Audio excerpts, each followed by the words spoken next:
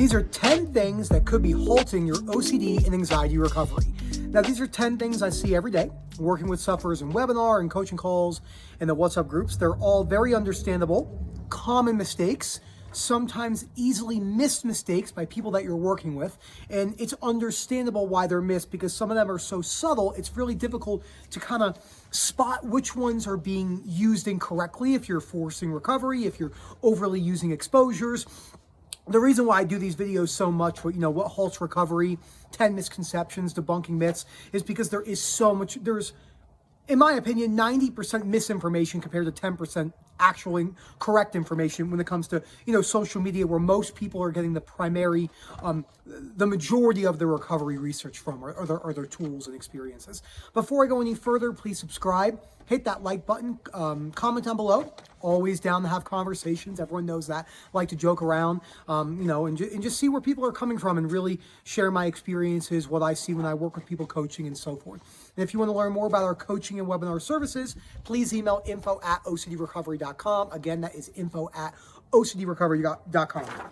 So these are the 10 things I wrote down. Some of these are redundant. I mention them a lot, but it is always good to cover them again because there are so much misinformation on some of these things. The first thing is not giving up subtle compulsions and avoidance behaviors. Now, I cannot tell you how many times I made this mistake. It's like looking at when someone struggles with alcoholism. It's always an easy example to use. They struggle with alcoholism and they drank 25 beers a day, but now they're down to 2 and they're like, I'm doing so much better. You are, and that's amazing, but you're not sober.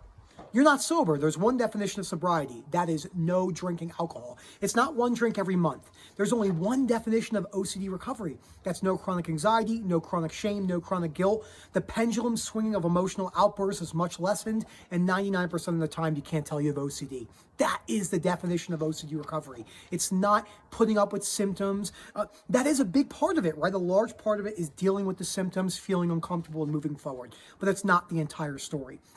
So giving up all those subtle compulsions, the little venting compulsions, the tiny little checking ones you don't think matter. I can't tell you how many people I have calls with that start the conversation like this.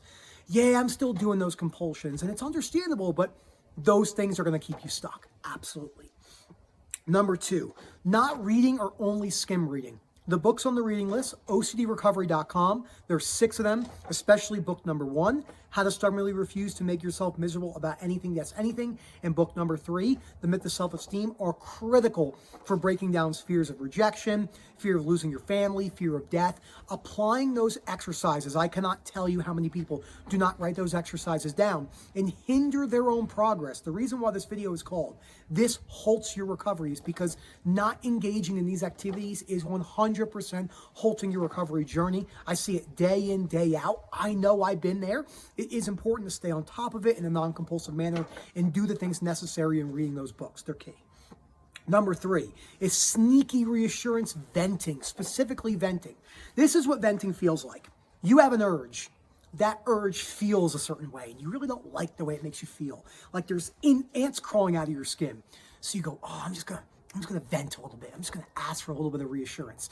And when you do that, you instill that fear a little bit more, and a little bit more, and a little bit more, and a little bit more, until your tiny, subtle reassurance behaviors become your largest reassurance behaviors.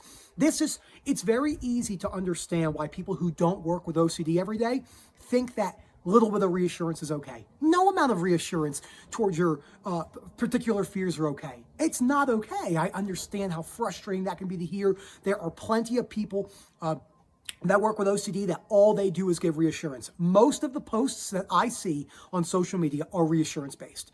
And the people are spinning their wheels and they're frustrated. Why am I not getting better? Why am I not getting better? It's because you're getting reassurance. And the venting, you don't think it matters? It matters a lot. You never have to speak about OCD. And then what people go is, well, I'm not going to speak about it at all. That's not what I'm saying. Come in for help, do the things you want to do, work on it by yourself, but you don't have to vent about it to your family members in the way you think you do. If I'm shivering a little bit, it's because it's literally freezing outside. Number 4, poor lifestyle structure. We have a webinar coming up called How to Navigate OCD in an Anxiety-Provoking World, where I'm going to go over all this type of stuff.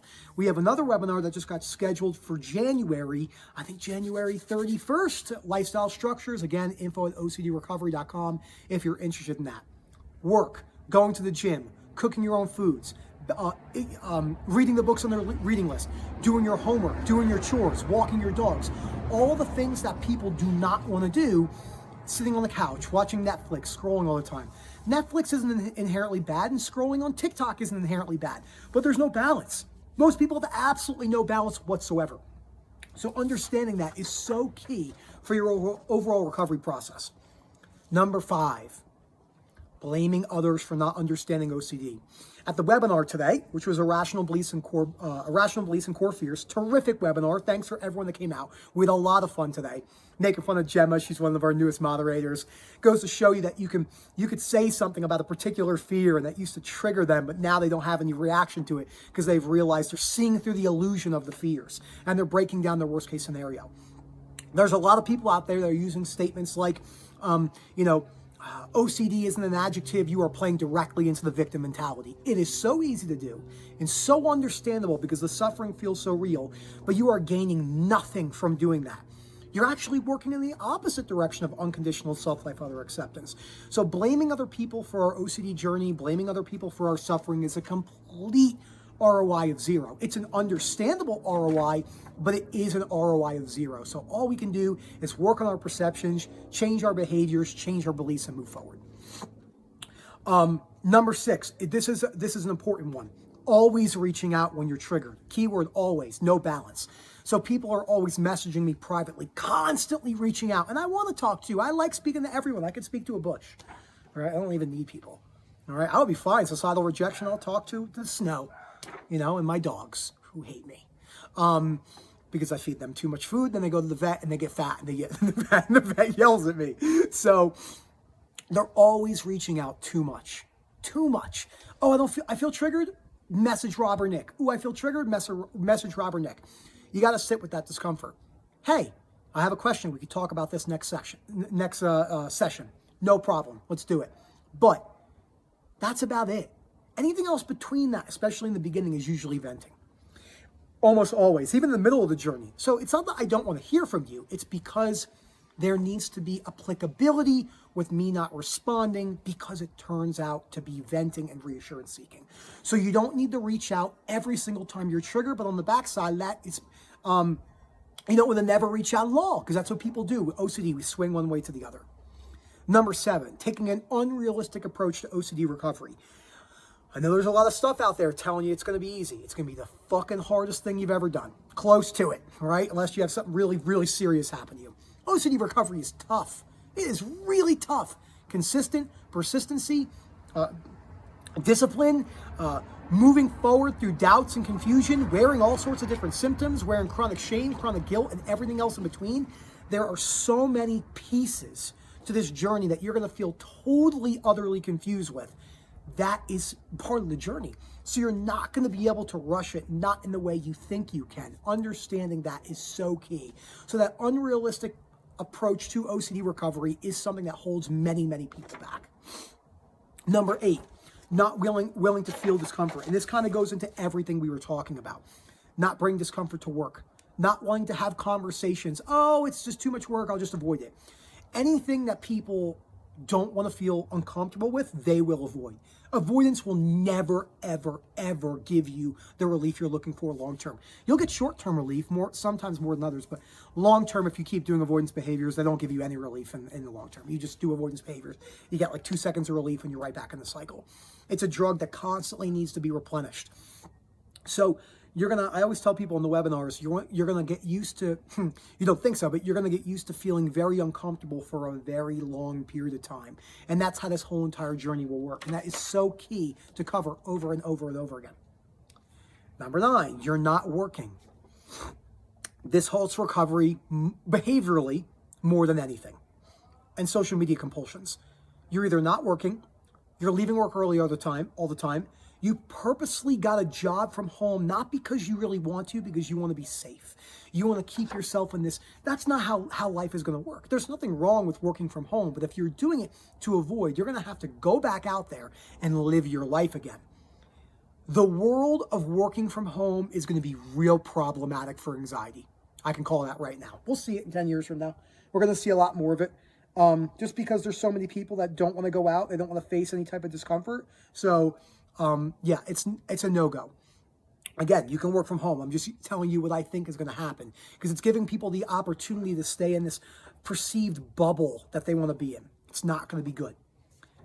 Number 10, the last thing I want to talk about is thinking coasting equals recovery. It is not. There's only one definition of OCD recovery, right? No chronic anxiety, no chronic shame, no chronic guilt.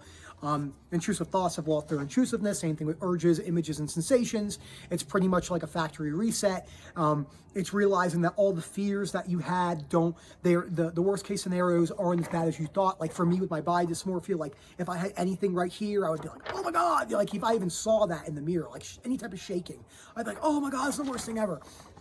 So it's realizing that the fears that you hold can be broken down. They can be broken down. You don't have to put up with suffering for the rest of your life. You don't need to do that, okay? But you will have to persist. You will have to have consistency. You will have to build discipline. You will have to decrease your behaviors, compulsions, avoidance, seeking out, reassurance, self-reassurance, venting, social media compulsions, work compulsions, checking compulsions, everything else in between. Getting out of bed when you're triggered at night, sit in bed, allow yourself to have a panic attack. You don't have to get out of bed. Understanding how OCD works is the best thing that you could do for yourself. Understanding the practicality of how it works, understanding that you don't need to be gone, understanding that you could still suffer immensely with symptoms and move throughout your life whilst you break down the fear and change your behaviors. Thank you so much. Again, if you're interested in our coaching services and webinar services, please email info@ocdrecovery.com, and we hope to hear from you soon. We have a lot of fun. Like I said, let's see what we got coming up. I said navigating life with OCD. We have an anger one coming up on January 9th. I'm so excited about that one. That's probably going to be my favorite webinar ever, because I really had to work on my anger creating beliefs. We have a lifestyle structure one coming up. Also going to be awesome. Talk all about work, relationships, like with your friends and everything else that people avoid in life, social media, video games, going to music festivals, going on vacations, having children, moving in together, getting married, etc., etc. So thank you so much. And as always, have a great day.